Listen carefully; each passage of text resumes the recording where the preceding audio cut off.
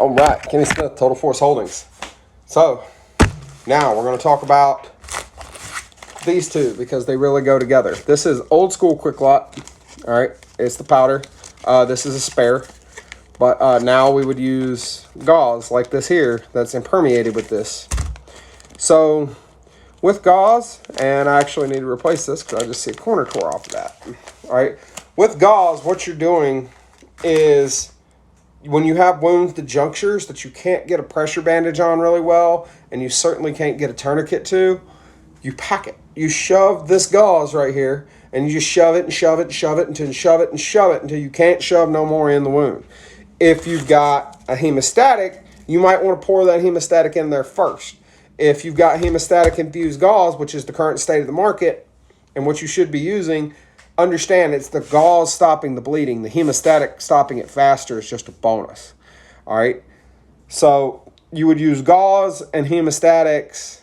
And there's nothing wrong with using hemostatics elsewhere to my knowledge. But wherever you would shove gauze, you can apply a hemostatic. Where would you primarily shove gauze? In a juncture. The hips, I'm in silky, so I'm not going to stand up. I know some of y'all might enjoy that sight. The rest of y'all will be fucking traumatized. Me personally, I think the ones of y'all who would enjoy that have been traumatized too many times, but that's just me.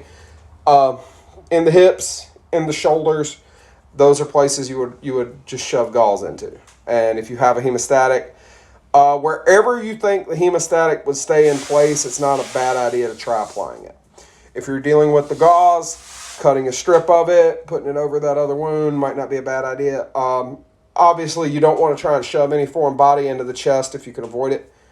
Down here, talk to a medical professional about that. Me personally, if it meant my buddy has an infection that he has to fight for a while or he dies in my arms, sorry, dude, you're going to deal with the infection. But I can't give you that advice, but that's just me. Yeah. Whole nother issue right there. Nonetheless, use the gauze and the hemostatic where you can and in the junctures. So... And you can also take and fold that gauze and hemostatic and put it underneath where you're going to put a pressure dressing, which we're going to talk about right now. All a pressure dressing is it's basically a big ace bandage with something in it, like this has an H in it, and long tails, and a bunch of gauze, and you stick it on top of a wound, and it's got instructions on this one. You just basically wrap it around the H, cinch it really tight, so you're putting direct pressure on top of the wound while giving something for that blood to absorb into and the platelets to start clotting around. So, gauze, hemostatic, pressure dressing, hemorrhage control. Patreon in the link tree.